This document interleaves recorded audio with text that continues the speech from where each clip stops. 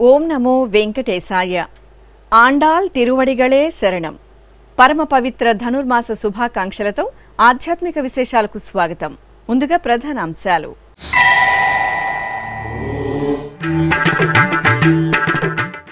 పరశురామ అవతారంలో శ్రీరామచంద్రమూర్తి అనుగ్రహం.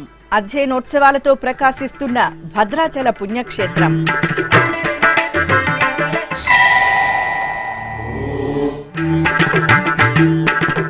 తిరుమలలో వైకుంఠ ఏకాదశికి విస్తృత ఏర్పాట్లు. శ్రీవారి ఆలయంలో 10 రోజుల పాటు వైకుంఠ ద్వార దర్శనాలు. మీడియా సమావేశంలో టీటీడీ ఈవో ధర్మారెడ్డి వెల్లడి.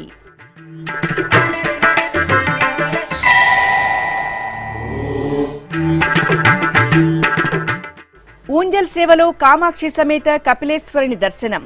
శివనామ స్మరణలతో మారుమ్రోగిన తిరుపతి కపిల తీర్థం.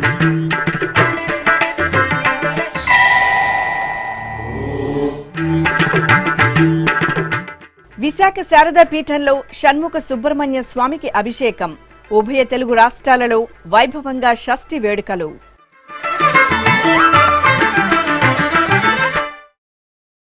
దశరథ నందనుడైన పరంధాముడు పరశురామ అవతారంలో భక్తజనులకు అభయప్రదానం చేశారు. దక్షిణ అయోధ్యగా భాసిల్లుతున్న భద్రాచల క్షేత్రంలో అధ్యయనోత్సవాలు వైభవపేతంగా జరుగుతున్నాయి. ఉత్సవాలలో భాగంగా అర్చకులు శ్రీరామచంద్రమూర్తికి బంగారు రత్నాభరణాలు, పూలమాలలతో పరశురామ అలంకరణలో కొలువుదీర్చి ప్రత్యేక పూజలు నిర్వహించారు. సీతాలక్ష్మణ సమేతంగా రామయ్య తండ్రిని విశేష అలంకరణలో తిరుచిపై వేంచేపు చేసి మేళతాళాలు, మంగళ వాయిద్యాల నడుమ ఊరేగింపుగా మిథిలా స్టేడియంలో ఏర్పాటు చేసిన ప్రత్యేక వేదికపై కొలువుదీర్చారు. అక్కడ వేద పండితులు స్వామివారికి వేద విన్నపాల సమర్పణ చేసి మహామంగళహారతులు సమర్పించారు. శ్రీ వెంకటేశ్వర స్వామివారి దర్శనార్థం సోమవారం సాయంత్రం ఆంధ్రప్రదేశ్ గవర్నర్ ఎస్ అబ్దుల్ నజీర్ తిరుమలకు చేరుకున్నారు.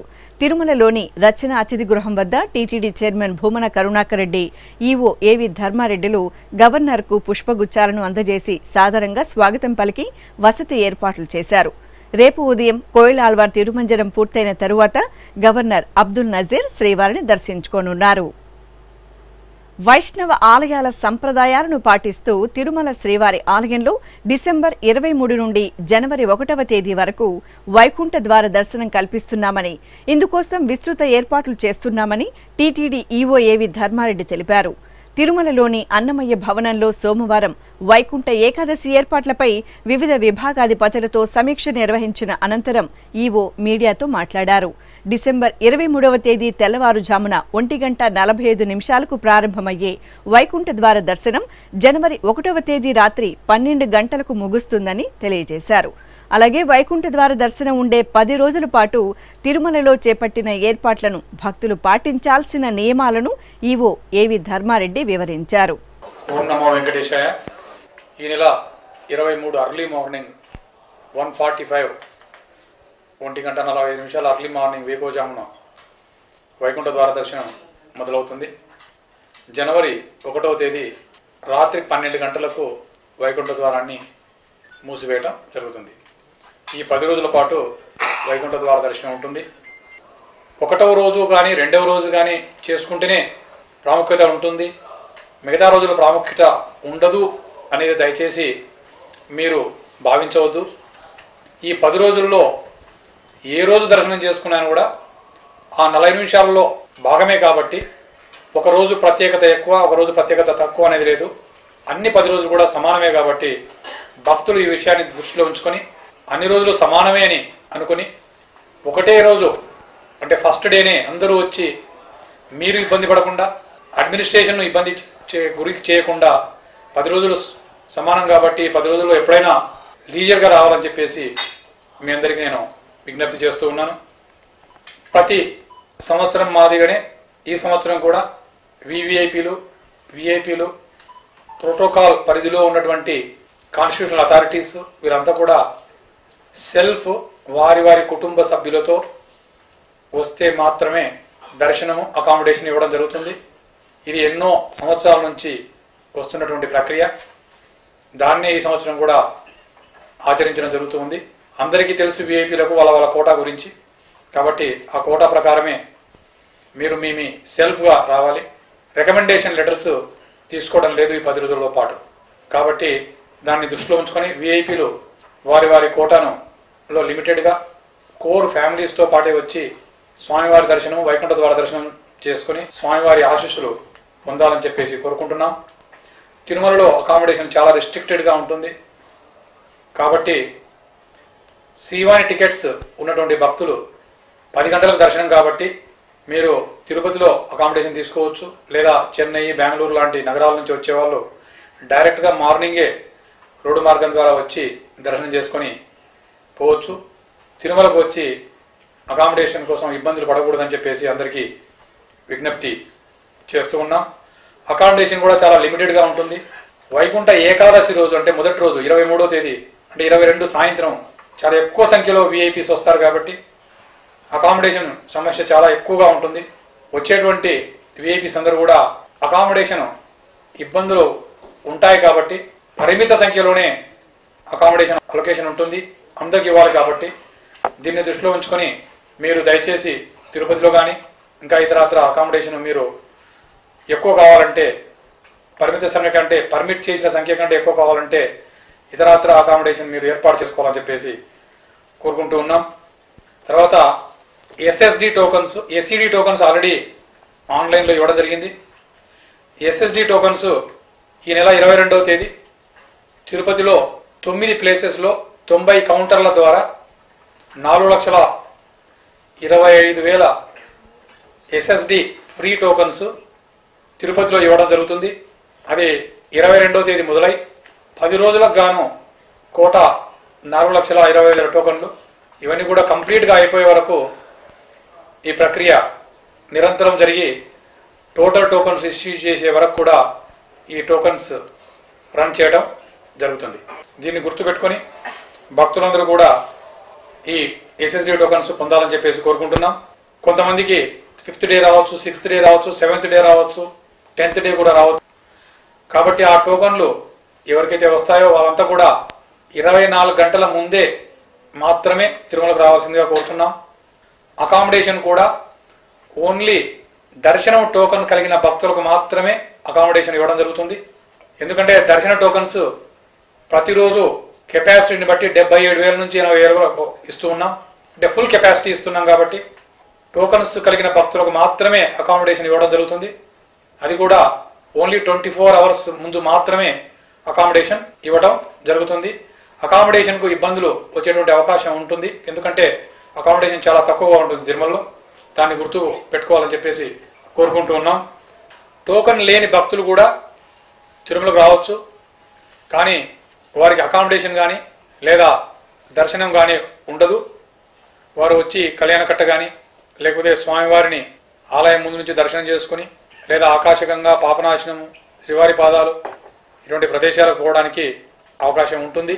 వైకుంఠ ఏకాదశి రోజు నుంచి ద్వాదశి వరకు 10 రోజులు పవిత్రమైన రోజులు కాబట్టి స్వామివారి ఆశీస్సు లేకపోవడం వల్ల వాళ్ళకు ఒకవేళ టికెట్ దొరకకపోతే వారు తిరుమలకు వచ్చి ఈ పవిత్రమైనటువంటి ఈ 10 రోజుల్లో తిరుమల దర్శనం చేసుకుని స్వామివారిని బయట నుంచి కూడా నమస్కారం పెట్టుకుని పోయేటువంటి అవకాశం తిరుమల తిరుపతి దేవస్థానం ఇస్తుంది. కాబట్టి టోకన్లు లేని భక్తులు కూడా తిరుమలకు వచ్చి తరడినాలు సమర్పించి తిరుమల పవిత్ర ప్రదేశాన్ని సందర్శించి స్వామివారిని బయట నుంచి కూడా దర్శనం చేసుకుని పోవచ్చు అని చెప్పి భక్తులకు తెలియజేయడం జరుగుతుంది. వైకుంఠ ఏకాదశి నాడు ఉదయం 9 నుంచి 11 గంటల వరకు శ్రీదేవి భూదేవి సమేత మలయప్ప స్వామివారు స్వర్ణరథంపై 4 మాడా వీధుల్లో విహరిస్తూ భక్తులకు దర్శనమిస్తారు. కాబట్టి మలయప్ప స్వామిని కూడా దర్శనం చేసుకున్నటువంటి భాగ్యం భక్తులకు కలుగుతుంది. కాబట్టి భక్తులు తిరుమలకు రావాల్సిందిగా కోరుతున్నాము. దూర ప్రాంతాల్లో ఉన్న భక్తులు టీటీడీ వెబ్సైటు, ఎస్వీబీసీ ఇతర మాధ్యమాల ద్వారా టోకన్ల లభ్యత తెలుసుకున్న తర్వాతనే తిరుమలకు రావాలని చెప్పేసి కోరుకుంటూ ఉన్నాం. అలాగే తిరుమల శ్రీవారి ఆలయ ప్రధాన అర్చకులు అర్చకం వేణుగోపాల దీక్షితులు మాట్లాడుతూ వైకుంఠ ద్వార దర్శనానికి సంబంధించి పురాణ ప్రాశస్త్యాన్ని వివరిస్తూ 10 రోజుల్లో ఎప్పుడు దర్శించుకున్నా ఒకే ఫలితం లభిస్తుందని టీటీడీకి భక్తులందరూ సహకరించాలని కోరారు. వైకుంఠంలో విరక్తి చెందిన శ్రీ మహావిష్ణువు భూలోకంలో భక్తులను రక్షించడానికి కలియుగాంతం వరకు తిరుమల క్షేత్రంలో వైకుంఠాన్ని వదిలి ఇక్కడ స్థిర నివాసం ఏర్పరచుకున్నారు. మనకి పంచాంగం ప్రకారం ఉత్తరాయణము దక్షిణాయనము 2 కాలాలు ఉంటాయి.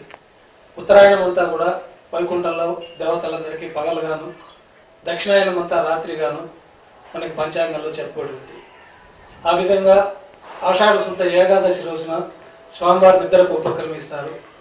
ఈ వైకుంఠ ఏకాదశి పర్వదినం రోజున స్వామివారు భక్తులకు దర్శనాన్ని ప్రసాదిస్తారు. కాబట్టి ముక్కోటి దేవతలు వైకుంఠంలో స్వామివారిని దర్శించుకోవడానికి వేచి ఉండి దర్శనం చేసుకుంటారు. కాబట్టి ఆ యొక్క సాంప్రదాయాన్ని కొనసాగించుకుంటూ మనం భూలోకంలో కూడా వైకుంఠ ఏకాదశి ఈ యొక్క పర్వదినాన్ని అత్యంత వైభవంగా భక్తులందరూ వైష్ణవ దేవాలయాన్ని దర్శించుకొని స్వామివారి అనుగ్రహానికి పాత్రులు అవుతూ ఉంటారు. తిరుమల క్షేత్రంలో కూడా ఈ ఉత్తరాయణ దక్షిణాయన పుణ్యకాలాలు స్వామివారికి మనకి భూలోకంలో 1 సంవత్సరం అయితే వైకుంఠంలో 1 రోజు అనే యొక్క లెక్కల్ని పరిగణలోకి తీసుకొని 10 రోజుల పాటు మనం ఈ వైకుంఠ ద్వార ప్రదక్షిణ మార్గాన్ని తెరిచి ఉంచి భక్తులకు అసంతృప్తి లేకుండా స్వామివారిని దర్శించుకొని ఈ ప్రదక్షిణలో ప్రదక్షిణ చేసుకొని స్వామివారి అనుగ్రహానికి పాత్రులు అవుతారని తిరుమల తిరుపతి దేవస్థానం వారు ఈ నిర్ణయం తీసుకొని గత 3-4 ఏళ్లుగా ఆచరిస్తూ ఉన్నారు. భక్తులందరూ కూడా ఈ 10 రోజుల్లో స్వామివారిని దర్శించుకున్న ఒకే ఫలితం ఉంటుంది. కాబట్టి ఆతృత పడకుండా స్వామివారి వారికి ప్రసాదించిన టైమే భగవత్ ప్రసాదంగా భావించి ఆ టయానికి ఆ స్లాట్లలో వారు వచ్చి స్వామిని దర్శించుకొని స్వామివారికి అనుగ్రహానికి పాత్రలు అవ్వాలని, ఎలాంటి తొక్కిసలాట్లు ఇతరత్ర ప్రయత్నాలు లేకుండా జాగ్రత్తగా స్వామివారి ఆశీస్సులతోటి స్వామివారి దర్శనం చేసుకోవాలి. తిరుపతిలో ప్రసిద్ధ శైవ క్షేత్రంగా భాసిల్లుతున్న కపిలతీర్థం శ్రీ కపిలేశ్వర స్వామివారి దేవాలయంలో సోమవారం ఊంజల్ సేవ జరిగింది. టీటీడీకి అనుబంధంగా ఉన్న ఈ ఆలయంలో ప్రతి సోమవారం ఈ విశేష ఉత్సవాన్ని నిర్వహిస్తారు. ఈ సందర్భంగా అర్చకులు శ్రీ కామాక్షి సమేత కపిలేశ్వర స్వామివారికి సకల బంగారు ఆభరణాలు పూలమాలలతో శోభాయమానంగా అలంకరణ చేసి ఆలయంలోని ఊంజల్ మండపంలో కొలువుదీర్చారు. సాయం సంధ్యవేళ భక్తి సంకీర్తనలు, మేళతాళాలు, మంగళ వాయిద్యాల నడుమ ఊంజల్ సేవను మనోహరంగా నిర్వహించి మంగళహారతులు సమర్పించారు.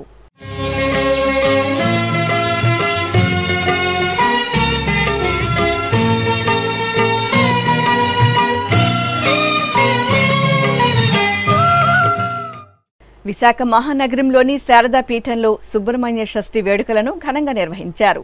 ఈ సందర్భంగా పాలకావిడి ఉత్సవాన్ని సంప్రదాయబద్ధంగా నిర్వహించారు. పాలకావిడికి హారతులు సమర్పించిన తరువాత పీఠం ఆవరణలో ఉత్సవాన్ని సంబరంగా నిర్వహించారు.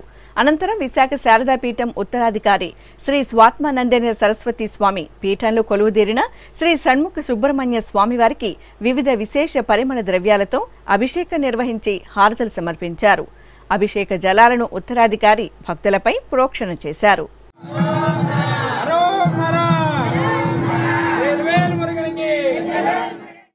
ఆంధ్రప్రదేశ్లో ప్రసిద్ధ పుణ్యక్షేత్రంగా వెలసిల్లుతున్న అన్నవరం శ్రీ వీర వెంకట సత్యనారాయణ స్వామివారి దేవాలయంలో మెట్లోత్సవం ఘనంగా జరిగింది. ధనుర్మాస ఉత్సవాలను పురస్కరించుకుని నిర్వహించిన మెట్లోత్సవంలో భక్తులు విశేషంగా పాల్గొని సత్యదేవుని సేవించారు. ముందుగా అర్చకులు శ్రీ రమా సహిత సత్యనారాయణ స్వామివారి ఉత్సవాలను సుందరంగా అలంకరించి పల్లకీపై కొలువు తెచ్చారు.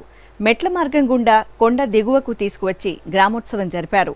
అనంతరం పావాంచ మెట్ల మార్గం వద్ద గణపతి పూజ, పుణ్యాహవాచనం, సంకల్ప పూజలు జరిపారు. తొలిమెట్టుకు ఆలయ కార్యనిర్వహణాధికారి దంపతులు పసుపు, కుంకుమ, పుష్పాలతో పూజలు నిర్వహించి కర్పూర హారతి సమర్పించారు. అనంతరం భక్తులు మెట్టుకు మొత్తం 450 మెట్లకు పసుపు, కుంకుమలతో పూజలు జరిపి కర్పూర హారతలు సమర్పించారు. ఆపై ఆలయంలో సూర్య భగవానుడికి అష్టోత్తర శతనామాలతో అర్చనలు జరిపి సూర్య నమస్కారాలు నిర్వహించారు.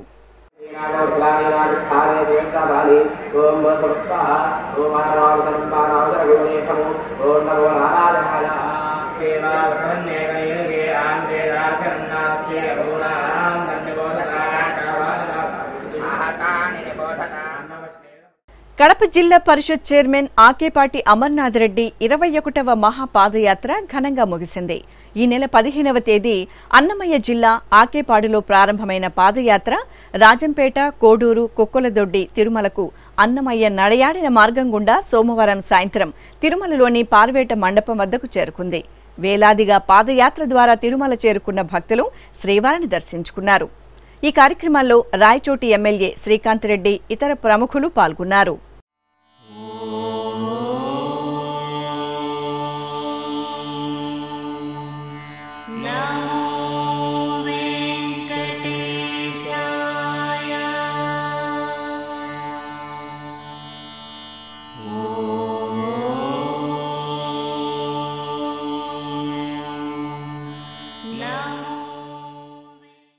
ప్రసిద్ధ పుణ్యక్షేత్రం సింహాచలం శ్రీ వరాహలక్ష్మి నృసింహస్వామివారి దేవాలయంలో పగల్పత్తు ఉత్సవాలు ఘనంగా జరుగుతున్నాయి.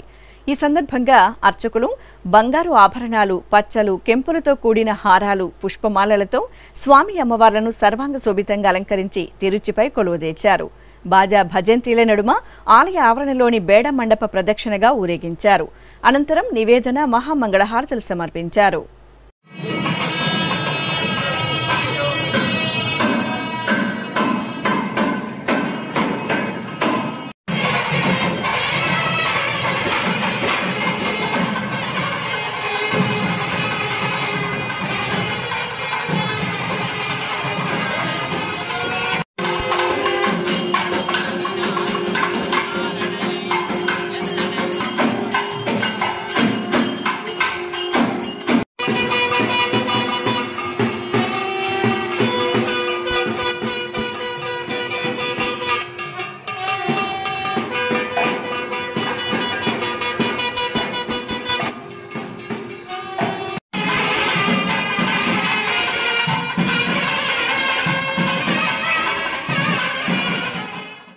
ఇప్పుడొక చిన్న విరామం.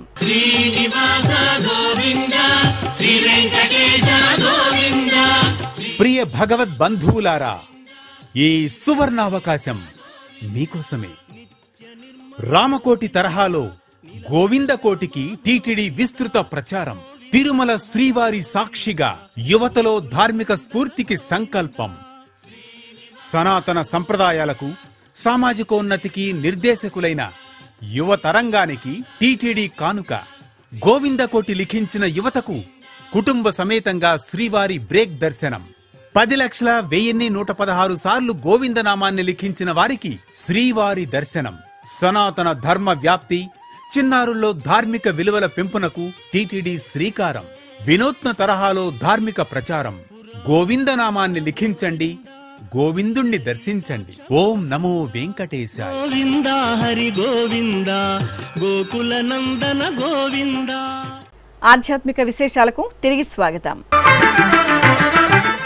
సింహపురి వాసుల ఆరాధ్య దైవంగా పూజలు అందుకుంటున్న తల్పగిరి శ్రీ రంగనాథ స్వామివారి దేవాలయంలో శ్రీరామ పట్టాభిషేక మహోత్సవం ఘనంగా నిర్వహించారు. ఆలయంలో విశేషంగా జరుగుతున్న అధ్యయనోత్సవాలలో 5వ రోజున శ్రీరామ పట్టాభిషేకాన్ని నిర్వహించారు. ఈ సందర్భంగా అర్చకులు బంగారు రత్నాభరణాలు, వజ్ర వైఢూర్యాలతో స్వామి అమ్మవార్లను సీతాలక్ష్మణ సమేత శ్రీరామచంద్రమూర్తిగా అలంకరణ చేసి తిరుచిపై కొలువు తెచ్చారు. బాజా భజంత్రీలు, మంగళ వాయిద్యాల నడుమ ఊరేగింపుగా ఆలయ ముఖమండపం వద్దకు తీసుకురాగా అర్చకులు ఆళ్వార్ల గోష్ఠిగానం, నాలాయిర దివ్య ప్రబంధ పారాయణం జరిపి మహామంగళహారతులు సమర్పించారు. ప్రసిద్ధ సింహాచలం పుణ్యక్షేత్రంలో ఘంటానాదంతో ధనుర్మాసోత్సవాలు ఘనంగా ప్రారంభమయ్యాయి. ధనుర్మాస ఉత్సవాల ప్రారంభ సూచికగా ఘంటానాదాన్ని నిర్వహించడం సంప్రదాయం. ఈ సందర్భంగా ఆలయ గాలిగోపురం వద్ద ప్రత్యేక పూజలు నిర్వహించి ఘంటానాదం చేశారు.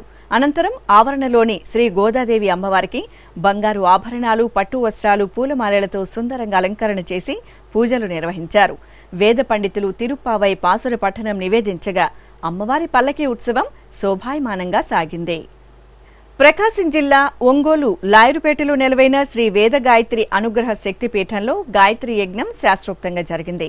హరిద్వార్కు చెందిన రాష్ట్రీయ జాగరణ గాయత్రి మహాయజ్ఞ శృంఖల శాంతి కుంజువారి ఆధ్వర్యంలో ప్రజలు సుఖశాంతులతో వెలిసిల్లాలని కోరుతూ ఈ యజ్ఞం నిర్వహించారు.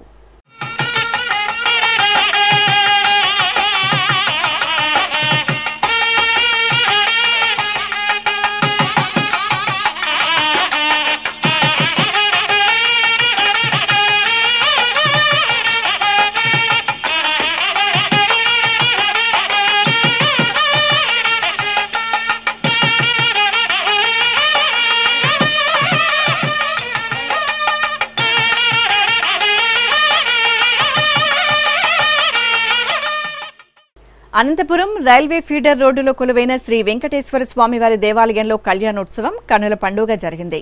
శ్రవణ నక్షత్రాన్ని పురస్కరించుకుని ఆలయ ఆవరణలో ప్రత్యేకంగా ఏర్పాటు చేసిన కళ్యాణ వేదికపై వధూవరులుగా అలంకార భూషితులను చేసిన శ్రీదేవి భూదేవి సమేత స్వామివారిని వేంచేపు చేసి విశ్వక్సేన పూజ, పుణ్యాహవచనం, రక్షాబంధనం, యజ్ఞోపవీత ధారణ, మాంగళ్య పూజ తదితర క్రతువులను నిర్వహించారు.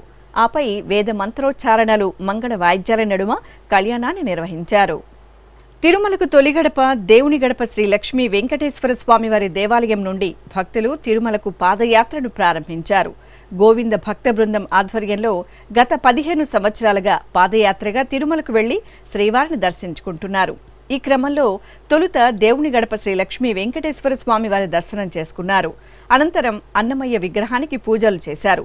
సకల దేవత స్వరూపం గోమాతలికి పూజలు నిర్వహించి భక్తులు శిరస్సున ఇరుముడిని ధరించి భజనలు చేస్తూ తిరుమలకు పాదయాత్రగా పయనమయ్యారు. శివపార్వతుల ప్రియసుతుడు శ్రీ సుబ్రహ్మణ్య స్వామి వారికి భక్తజనులు నీరాజనాలు పలికారు. షష్ఠిని పురస్కరించుకుని ఉభయ తెలుగు రాష్ట్రాలలోని వివిధ ఆలయాలలో కార్తికేయునికి కనుల పండుగ, కళ్యాణోత్సవం, అభిషేకం, కావడి ఉత్సవం, విశేష అర్చనలు ఘనంగా జరిగాయి. ఆ విశేషాలు మీకోసం. కడపలో కొలువైన శ్రీ సుబ్రహ్మణ్య స్వామివారి ఆలయంలో అభిషేకం జరిగింది. అర్చకులు శ్రీ సుబ్రహ్మణ్య స్వామివారి మూలమూర్తికి, అలాగే కాశీ నుండి తీసుకువచ్చిన శివలింగానికి ఏకకాలంలో అభిషేకాన్ని వేడుకగా నిర్వహించారు. పాలు, పెరుగు, తేనె, నెయ్యి, పంచదార, కొబ్బరి నీరు తదితర ద్రవ్యాలతో అభిషేకం నిర్వహించి కర్పూర హారతులు సమర్పించారు.